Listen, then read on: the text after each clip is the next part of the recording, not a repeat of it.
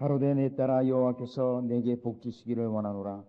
내가 빈부를 물론하고 연수한 자를 쫓지 아니하였으니 너의 베푼 인애가 처음보다 나중이 더하도다.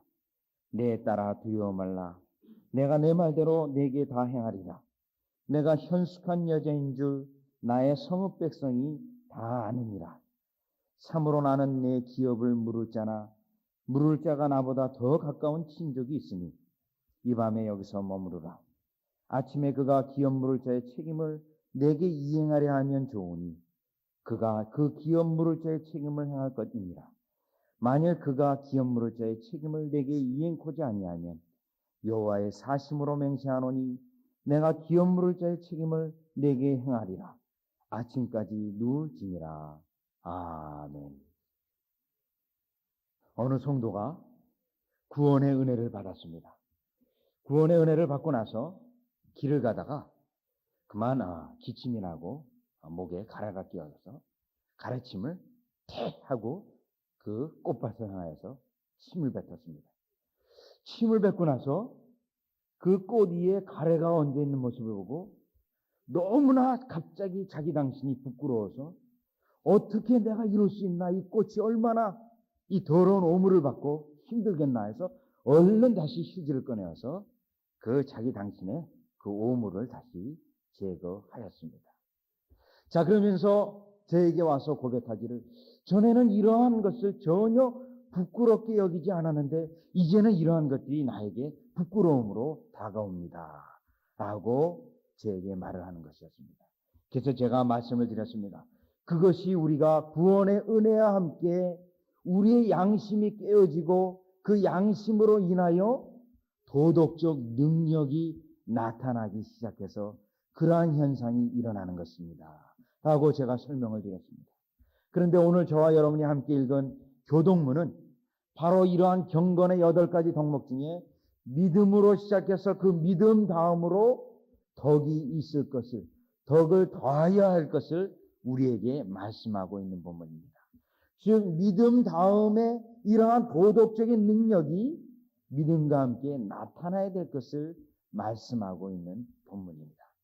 그런데 오늘 제가 이렇게 베드로후서 1장을 같이 봉독을 하면서 왜 봉독을 했냐면, 오늘 본문 룻기 3장에 있는 10절에서 13절에 있는 이 룻을 칭찬하는 보아스의 말 속에서 이 룻이 믿음과 함께 도덕적인 능력이 나타나는 것을 함께 살펴보고자 신약에 있는 베드로후서 1장과 연결시켜 보았습니다. 그래서 설교의 제목도 믿음의 덕을, 믿음 다음에 도덕적인 능력이 나타나는 것을 오늘 우리가 한번 살펴보고자 합니다. 오늘 본문은 룻이 보아스에게 청혼을 신청을 합니다. 그 청혼에 대하여 보아스가 칭찬을 하면서 그 룻을 격려하면서 오늘 말씀하고 있는 본문이 곧 10절과 11절의 말씀입니다. 그래서 그 청혼에 대하여 이제 보아스가 어떻게 해야 될 것을 말씀해 주고 있는 본문입니다. 그런데 그 칭찬 가운데 바로 이 룻에게 믿음과 함께 나타나기 시작하는 이 덕에 대하여 설명하고 있는 본문입니다. 따라서 이 본문을 통해서 우리가 믿음과 함께 도덕적인 능력이 어떻게 우리에게 임하고 나타나는지를 10절에서 12절까지를 보면서 특별히 오늘 생각해 보고자 합니다. 먼저 우리가 생각해 볼 수 있는 것은, 자, 10절을 보시면 가로되 내 딸아 여호와께서 내게 복 주시기를 원하노라. 내가 빈부를 물론하고 연수한 자를 쫓지 아니하였으니. 자, 지금 이 룻이 보아스에 대해서 청혼을 신청을 했는데 일단 그 룻에게 대해서 칭찬을 하고 있습니다. 너가 젊은 사람도 많고 돈 있는 사람도 많은데 그러한 사람을 다 제껴두고 나를 선택해서 나에게 청혼을 하니 참으로 너의 믿음이 기특하다고 하는 그러한 내용의 말씀입니다. 자, 그러면 이 본문 10절을 보면서 나이 많은 자를 택한 이 룻의 모습을 통하여서 깨달을 수 있는 것이 있습니다. 지금 이 룻에 대하여 보아스가 내 딸아, 또 11절에도 내 딸아 이렇게 말하고 있습니다. 그러니까 얼마나 나이가 차이가 많이 나는지 모릅니다. 나이가 너무나 차이 나기 때문에 내 딸아라고 부르고 있습니다. 그런데 이렇게 나이가 많이 차이는 아버지 뻘에 해당되는 그러한 자에게 지금 청혼을 신청을 하고 있습니다. 왜냐하면 시어머니의 명을 따라서 또 하나님의 말씀에 입각하여 이렇게 청혼을 하고 있는 것입니다. 또 이렇게 청혼을 하면서 나이가 많은 자에게 청혼하실 뿐만 아니라 돈이 많은 자도 있음에도 불구하고 나와 같은 자에게 빈부를 물러나고 나에게 청혼함을 지금 칭찬하고 있습니다. 여기서 우리가 깨달을 수 있는 것은 우리가 믿음과 함께 덕을 더하여서 덕이 도덕적 능력이 나타나는 것이 즉 육신적인 정욕을 누르는 것입니다. 나에게 믿음이 있고 나에게 도덕적인 능력이 나타날 때 우리의 육신의 정욕을 누르는 역사가 나타납니다. 그런데 지금 루세게는 이러한 나의 육신적인 욕망을 누르는 이러한 역사가 나타나고 있습니다. 나이 많은 자를, 즉 젊은 사람을 택하여서 같이 이야기하고 같이 대화하고 같이 꿈을 나눌 수도 있었지만 그러한 젊은 사람을 제껴두고 나이 많은 이 사람을 택했습니다. 또 돈 많은 사람도 있었지만 그러한 사람을 제껴두고 빈부를 물러나고 이 보아스를 택하였던 것입니다. 즉 우리의 육신적인 소망은 젊고 또 아름답고 또 돈 많고 부귀가 있고 영화가 있고 명예가 있는 이런 것을 우리는 육신적으로 택하게 되어 있습니다. 그러나 이러한 육신적인 욕망을 누르고 하나님의 말씀에 의해서 시어머니의 명령을 쫓아 지금 이 보아스를 택하고 있는 것입니다. 즉 우리가 육신적인 욕망을 누를 때 믿음과 함께 이런 덕이 나타나게 되는 것입니다. 따라서 우리가 오늘 믿음 생활을 하면서 반드시 육신적인 욕망을 누르셔야 될 줄 믿습니다. 특별히 요한일서 2장 16절에 보면 이렇게 말씀하고 있습니다. 육신의 정욕과 안목의 정욕과 이생의 자랑이니. 즉 우리의 육신적인 욕망은 자랑이요, 큰 거요, 부귀, 영화를 누리는 그러한 것을 우리가 택하는 육신의 욕망을 말하고 있습니다. 그래서 눈에 항상 좋은 것을 택하고자 하는 우리의 육신이 있습니다. 그런데 오늘날 한국을 보면 이러한 현상이 너무나도 크게 일어나고 있습니다. 예수를 믿건 안 믿건 많은 사람들이 명품을 좋아하는 세상이라고 뉴스에 연일 보도하고 있습니다. 그래서 심지어 그 명품이 수백만 원에도 호가임에도 불구하고 그것을 사람들이 택하고 있습니다. 그것도 부족해가지고 명품에 대한 중고품 가게도 세워져서 그것을 택하는 많은 사람들의 모습이 뉴스를 통하여 전해지고 있습니다. 즉 이 땅에 살면서 좋은 것을 갖기를 원하고 또 명품을 갖고 그것을 통하여 자기의 지위와 자기의 명예와 자기의 어떤 신분의 독특성을 나타내고자 하는 육신적인 이생에 살면서 욕망에 찬 모습의 한 면이라고 볼 수 있습니다. 그러나 우리는 그리스도를 믿음으로 말미암아 믿음이 우리 속에 생성된 우리는 이러한 육신적인 욕망을 반드시 눌러야 합니다. 그런데 성경을 보면 하나님의 백성이 이러한 육신적인 욕망을 누르지 못해서 하나님의 책망을 받는 본문들이 여러 군데 나와 있습니다. 특별히 이사야서를 보면 이 이스라엘 백성이 타락을 하면서 육신적인 욕망을 쫓는 모습을 말씀하고 있습니다. 그들의 육신적인 욕망을 쫓는 것은 반드시 우상 숭배하고 같이 연결되어져 있습니다. 왜냐하면 우상 숭배는 그런 육신적인 욕망을 자꾸 부추기기 때문에 함께 가고 있습니다. 그런데 이사야서 3장을 보면 거기에 여인의 모습을 들면서 이스라엘 백성이 사치하는 모습을 말하고 있습니다. 그러면서 그 여인들의 사치하는 모습이 발가락질을 하고 아름다운 망사를 두르고 팔찌를 하고 코골이를 하고 대를 하고 그 사치하는 모습에 대하여 말씀하고 있습니다. 그러면서 하나님께서 그러한 모습에 대하여 너무 역겹다라고 말씀하고 있습니다. 즉 하나님의 백성이 믿음의 백성이 세상적인 욕망을 누르지 못하고 그 세상적인 욕망을 추구하는 그들의 모습을 지적하고 있습니다. 그뿐 아닙니다. 신약성경에서도 이러한 예가 나오는데 누가복음 16장 19절에 보면 예수님께서 부자와 나사로의 비유를 듭니다. 이 비유를 왜 드리냐면 특별히 바리새인들이 돈을 좋아하는지라. 이 바리새인들이 너무 돈을 좋아했습니다. 그래서 불갑을 예수님께서 이 부자와 나사로의 비유를 드셨는데 그 부자의 모습이 누가복음 16장 19절에 이렇게 묘사되고 있습니다. 한 부자가 있어 자색옷과 고운 베옷을 입고 날마다 호화로이 연락하는데, 이 자색옷은 아주 비싼 옷입니다. 또 이 베옷은 어느 정도 비싸냐면 이 베옷은 아무런 그냥 누런 베옷이 아닙니다. 애굽산 베옷입니다. 이 애굽산 베옷은 지금도 최고로 쳐주는 그러한 베옷입니다. 여러분들이 때로나 한번 볼 수 있을 것입니다. 이 명품점에 가면 명품점에서 한 아이템으로 나오는 것이 이 애굽산 베옷입니다. 또 이 애굽산 베옷 중에서도 애굽산 양말이 있는데 이 양말이 얼마나 비싸냐면 몇만 원씩 합니다. 양말 한 켤레요. 그런데 이 양말이 애굽산 베옷으로 만든 양말은 땀이 나도 그것을 싹 빨아들이기 때문에 그냥 뽀송뽀송한 게 늘 유지된다고 합니다. 그런데 이러한 베옷을 두르고 또 날마다 사치로 온 것으로 연락하고 있는 이 부자의 모습이 욕망을 쫓는 그러한 자의 모습입니다. 그런데 이 비유 속에서는 이 부자는 어떻게 고백하고 있습니까? 지옥에 떨어졌음에도 불구하고 아브라함을 나의 아버지요라고 부르고 있습니다. 즉 신앙적으로 고백하고 있는 모습입니다.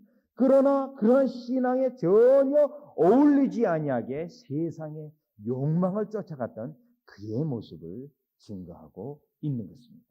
즉 하나님의 백성이 욕망을, 세상을 쫓아가는 그 모습이 최후의 말로의 모습을 우리 예수님께서 비유로 말씀하고 있었던 것입니다.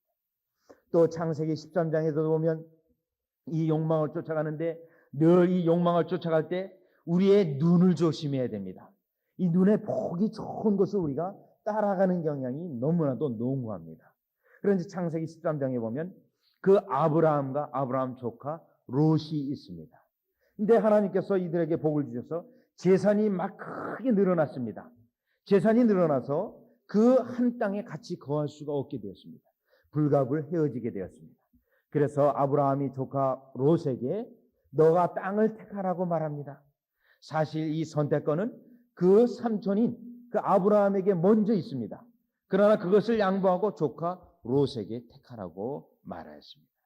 근데 이 조카 롯이 택하게 되는데 어디를 택하냐 하면 그가 소돔과 고모라 땅을 향하여 택하게 됩니다. 그때 왜 그 땅을 택하게 되냐면 여호와의 물된 동산과 같이 애국과 같이 지극히 아름다웠더라. 지극히 좋은 땅이었더라. 이렇게 말하고 있습니다. 즉 눈에 보기에게 너무나도 좋은 땅이기에 그 곳을 택하고 그곳으로 흘러 들어가게 됩니다. 그리고 그곳에 흘러 들어갔더니 그 땅은 어떤 땅이었습니까? 여호와께서 심판하시기 직전의 모습이었습니다. 동성연애가 창궐하고 제약이 창궐한 그러한 곳이었습니다. 그러나 그 롯은 그곳을 떠나지를 못합니다. 왜냐하면 이 좋은 곳을 어떻게 버려두고 떠난 것입니다. 떠나지를 못합니다. 막 하나님의 심판이 임하여서 결국 떠날 때도 그 사랑하는 아내는 벌써 그곳에 물이 들어서 떠나기를 주저하고 미련이 남아서 뒤를 돌아보다 소금 기둥이 되고 맙니다. 그 딸과 정혼한 사이들은 이제 하나님의 여호와의 심판이 이곳에 임하게 되었으니 우리가 피해라. 너희들이 일어나서 피하라 했을 때 그 말을 농담으로 여겼다라고 말합니다. 그것을 우습게 여기고 농담으로 여겨져서 결국 그곳에 심판을 당하게 됩니다. 즉 하나님께서 바로 심판하기 직전의 모습, 그러나 인간들의 눈에는 가장 화려하고 아름다웠던 곳, 결국 조카 롯은 그곳에서 생활하다가 겨우 생명만 건지는 모습으로 나와 있습니다. 즉 하나님의 백성이 눈에 보이는 대로 눈에 아름다운 것을 추구했다가 멸망당하는 한 단면의 모습을 보여주고 있습니다. 즉 하나님의 백성은 우리가 철저히 이러한 육신적인 욕망을 누르고 믿음 위에 덕이 나타나도록 여러분들이 육신적인 욕망을 누르시기를 주 예수 그리스도의 이름으로 축원합니다. 자, 그러면 계속해서 오늘 이 롯이 이러한 믿음의 덕이 나타나는 것은 육신적인 욕망을 누렸을 뿐만 아니라 두 번째 나타난 특징이 있습니다. 10절에 보면, 10절에 다시 보시면 너의 베푼 인애가 처음보다 나중이 더하도다.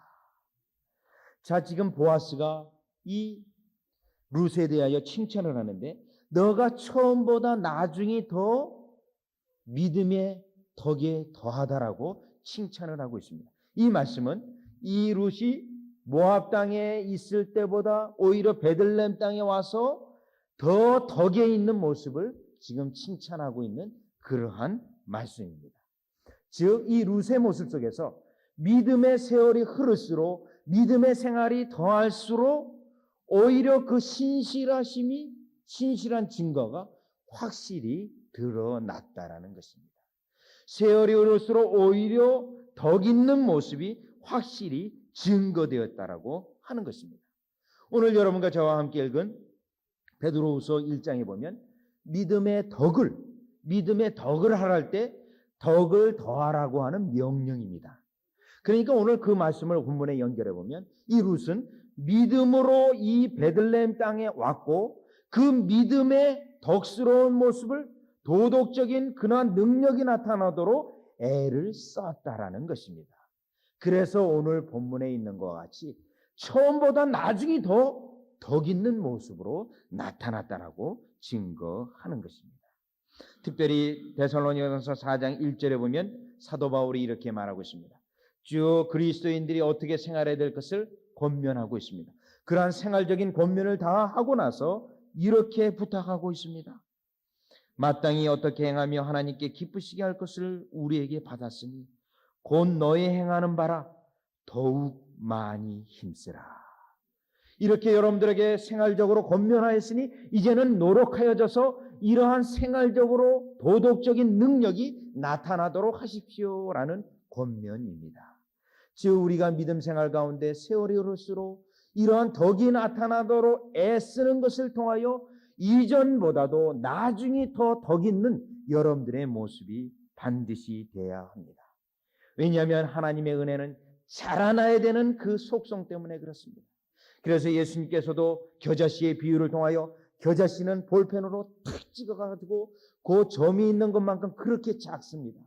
그러나 그것이 크게 자라나게 되면 나무가 되어져서 새들이 와서 깃들을 정도로 크게 성장합니다. 즉 은혜가 성장되어지고 자라나야 될 것을 말씀하고 있는 본문입니다. 히브리서 10장에서도 우리에게 주시는 그 은혜가 자라나지 아니하면 뒤로 물러가서 침륜에 빠지게 되면 처음보다 나중이 못하다라고 말하고 있습니다. 따라서 우리가 하나님의 은혜를 받은 이상 반드시 우리가 그 믿음의 덕을 나타나도록 힘써서 도덕적인 능력이 반드시 나타나야 합니다. 그런데 우리가 때로는 반드시 성장하고 도덕적인 능력이 나타나야 되는데 오히려 가면 갈수록 못하는 경우를 만날 수도 있습니다. 그 대표적인 인물이 가룟 유다입니다. 가룟 유다는 예수님의 제자로 예수님과 공생애를 함께 했습니다. 그러나 그의 마지막 말로는 예수님을 등지고 떠나는 예수님을 배반하는 자로 결론을 맺었습니다. 처음보다 나중이 못한 것입니다. 또한 그것뿐만 아니라 디모데후서 4장을 보면 데마가 그랬습니다. 데마는 사도 바울이 아주 아끼는 동역자였습니다. 그래서 그 데마를 너무나도 사랑했기에 골로새서 빌레몬서에 보면 사랑하는 의원 누가와 그리고 데마에게 인사하라, 데마에게 문안하라, 서로 교제하라 이렇게 권면을 하고 있습니다. 사랑하는 동역자라고 말하고 있습니다. 그러나 디모데후서 4장에 보면 데마는 세상을 사랑하여 나를 버리고 갔고 이렇게 말하고 있습니다. 즉 처음에는 사도 바울과 좋은 관계에 이었으나 마지막에 결론은 사도 바울과 등지는 세상을 향하여 가는 모습이었습니다. 그리고 디모데후서 4장에 보면 또 한 인물이 더 나옵니다. 구리장세 알렉산더라는 인물이 나오는데 그 인물도 사도 바울에게 수많은 해를 그에게 가하였습니다. 그도 역시 사도 바울 가운데 있으면서 그 이름을 들먹이는 것은 분명히 주 안에서 함께 있었다 인자함에 틀림이 없습니다.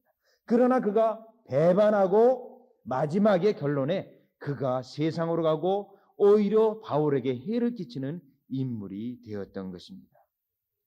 신약 성경에 이렇게 예도 나와 있지만 구약 성경에서도 그러한 예가 많이 나와 있습니다. 사울도 그리했습니다. 사울과 다윗의 관계는 매우 좋은 관계였습니다. 그러나 세월이 흘러갈수록 오히려 그 관계는 시기와 질투 때문에 깨어져 버리고 사울은 결국 그 다윗을 죽이기 위하여 남은 생애를 허비하는 모습으로 생애를 살았습니다. 또한 그 다음에 사무엘 하에 넘어가면은 그 다윗의 그 자매들이 나오는데 암논이라는 인물이 나옵니다. 그 암논이라는 인물은 그 이복 누이 다말을 연애합니다. 그 마음에 사모합니다. 그래서 병이 날 지경이었습니다.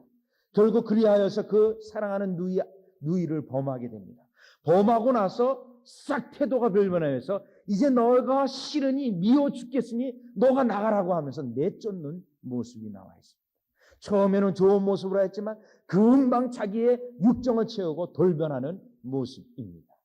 이러한 것은 우리가 철저히 은혜에 있는 자로서 하나님의 백성에 있는 자로서 처음보다 나중이 더하여야 될 것을 우리에게 정말 권면하는 본문들입니다.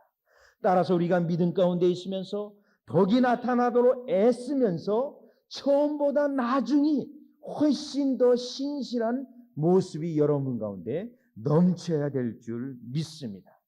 마치 다윗과 요나단이 끝까지 변하지 않는 우정, 하나님 안에서 신실하신 그 우정 때문에 사람과 사람 사이에서도 그 신실하심이 마지막까지 끝까지 유지되었던 것처럼 여러분들이 이러한 덕 있는 모습이 반드시 있기를 주 예수 그리스도 이름으로 축원합니다. 세 번째 본문을 보면서 계속해서 하나 깨달을 수 있는 것은 이러한 룻의 덕 있는 모습, 도덕적인 능력이 나타나는 모습 속에서 또 하나 중요한 진리가 더 있습니다. 그것은 11절을 보시면 내 딸아 두려워 말라 내가 내 말대로 내게 다 행하리라 내가 현숙한 여자인 줄 나의 성읍 백성이 다 아느니라. 자, 이 11절에서 우리가 깨달을 수 있는 것이 또 한 가지 사실이 있습니다. 그것은 덕 있는 이 덕에 대한 모습은 여러분 가운데 덕이 있으면 그것은 반드시 드러나게 돼 있다라는 사실입니다. 오늘 본문에서 이 룻은 모압 여인입니다. 이방 여인입니다. 가난한 여인입니다. 그 시어머니도 과부입니다. 그러면 과부의 시어머니를 모시고 있는 과부입니다. 그러면 세상 사람들이 이렇게 말할 수 있습니다. 과부집에 과수댁이네. 이렇게 말할 수 있습니다. 그러나 그 베들레헴 사람들은 이 여인에 향하여서 현숙한 여인이라고 한결같이 입을 모아 이 룻을 칭찬하고 있습니다. 즉 덕 있는 여인이었기에 모든 백성이 덕스러운 백성이 덕을 찬양하면서 그 여인의 덕을 찬양하고 있는 모습이었습니다. 즉 이 룻의 덕이 있는 모습은 온 동네 사람들에게 드러났다라는 것입니다.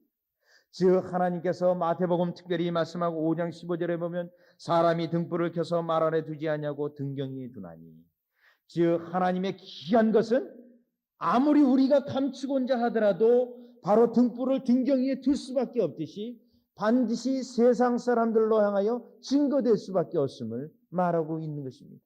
여러분 가운데 덕이 있으면 그 덕은 믿음의 백성 가운데 뿐만 아니라 믿지 않는 사람들에게도 여러분들의 덕이 증거되어진다라는 내용의 말씀입니다. 성경을 보면 그러한 인물이 많이 있습니다. 요셉은 자기 형제들을 용서해 주었습니다. 그 용서해 주는 것이 은밀한 자기 형제들에게 하였지만 많은 사람들에게 알려지었습니다. 그래서 많은 사람들이 그 용서함을 본받을 수 있게 하셨습니다. 그것뿐만 아닙니다. 사무엘은 선지자로서 공의로운 사람이었습니다. 하나님의 공의를 시행했습니다. 그래서 많은 자들이 백성들이 사무엘에게 가면 공의로운 그 재판을 심판을 받을 것을 많은 사람들이 고백을 했습니다. 또한 다윗이 있습니다. 다윗은 사울보다 그 이름이 뛰어나게 됩니다. 그것은 스스로 자기가 자랑해서 그렇게 된 것이 아닙니다. 그 하나님의 가운데 믿음 가운데 용맹스러운 그 용맹스러움 때문에 많은 사람들이 인정하여져서 그 덕이 드러나게 된 것입니다. 또 결국에는 나중에 다윗과 결혼을 하게 되는 아비가일은 현숙한 여인으로 아주 지혜 있는 여인이었습니다. 그 지혜 있는 여인으로서 그 나발 남편과 함께 큰 화를 당할 즈음에 지혜를 통하여서 그 자기 자신의 식구들의 목숨을 구한 자입니다. 그 지혜는 결국 모든 사람들에게 드러나서 나중에 다윗과 혼인하는 그러한 역사도 일어나게 되었던 것입니다. 지금 오늘 본문에 있는 이 룻의 현숙함은, 그 도덕적인 모습은 온 동네 사람들이 인정하여져서, 심지어 이 청혼을 받고 있는 보아스가 너는 정말로 현숙한 여인이다, 너가 나에 이렇게 청혼을 하지만 너는 진실로 현숙한 여인이니 내가 너를 받아들일 준비가 되어 있다라고 하는 그러한 칭찬의 말을 지금 룻에게 하고 있는 것입니다. 오늘 여러분들이 믿음 가운데 이 도덕적인 덕을 쌓음으로 여러분들의 믿음이 증거된다면, 이러한 증거의 역사 때문에 하나님의 많은 사람을 권고하실 때 여러분으로 말미암아 많은 자들이 예수 그리스도 안으로 돌아올 수 있습니다. 따라서 여러분들은 반드시 덕스러운 모습이 증거되어질 수 있도록 여러분에게 덕이 나타나야 될 줄 믿습니다. 오늘 본문, 특별히 우리 장로님께서도 기도하는 가운데 데살로니가전서 1장을 말씀하시는데, 데살로니가전서 1장 8절에서도 그 데살로니가 교회가 온 이방 교회의 칭찬을 듣고 소문이 납니다. 그 소문이 나게 된 결정적인 원인도 그들에게 믿음이 있고 환난 가운데 그 믿음이 구체적으로 증거되어졌기 때문에 그렇습니다. 마찬가지로 여러분이 오늘 여러분 가운데 믿음 가운데 덕이 있는 그 모습이 충만하게 되면 증거되어져서 모든 자들이 여러분의 덕스러운 그 행위와 모습 때문에 하나님을 찬양하게 될 것입니다. 따라서 오늘 본문을 다시 한번 정리해 보겠습니다. 오늘 본문에서 이 룻은 덕 있는 여인이었습니다. 그 덕은, 믿음 위에 덕을 쌓는 그 덕은 나의 육신적인 욕망을 제어함으로 나타났습니다. 그것뿐만 아니라 세월이 흐를수록 덕이 나타나도록 애쓰는 모습 가운데 이 덕이 증거되어졌습니다. 그리고 이 덕스러운 모습은 온 동네 사람들에게 증거되어져서 현숙한 여인이라는 그러한 칭찬을 받을 뿐만 아니라 하나님께서 이 보아스와 다음 역사를 이루실 그것에 하나의 놀라운 계기로 삼아주시는 것을 우리가 깨달았습니다. 따라서 오늘 여러분들이 믿음 위에 덕을 쌓는 도덕적인 능력이 나타나는 그러한 그리스도인들이 되시기를 주 예수 그리스도 이름으로 축원합니다. 다 같이 기도드리겠습니다. 하나님, 오늘날 예수를 주로 따르며 구주로 모시는 많은 그리스도인들 가운데 믿음 위에 덕을 쌓지 못하여져서 때로는 세상 사람으로부터 또 비난을 듣게 되고, 때로는 그 수준이 너무나도 낮아져서 하나님 세상에 전혀 효과를 내지 못하고 사람들로부터 오히려 외면당하는 이 시대를 만나게 되었습니다. 하나님, 이러한 시대에 저희들에게 오늘 룻의 덕스러운 모습을 증거하시면서 하나님 능력 있는 그리스도인들, 믿음에 증거되는 그리스도인으로 삼기 위하여 저희들로 하여금 덕을 쌓기에 힘쓰게 하셨사오니 반드시 덕스러운 그 모습이 증거되어져서 하나님의 역사를 이루는 구체적인 믿음의 증거가 나타나는 저희들로 복되게 하여 주시옵소서. 예수님의 이름으로 기도드리옵나이다.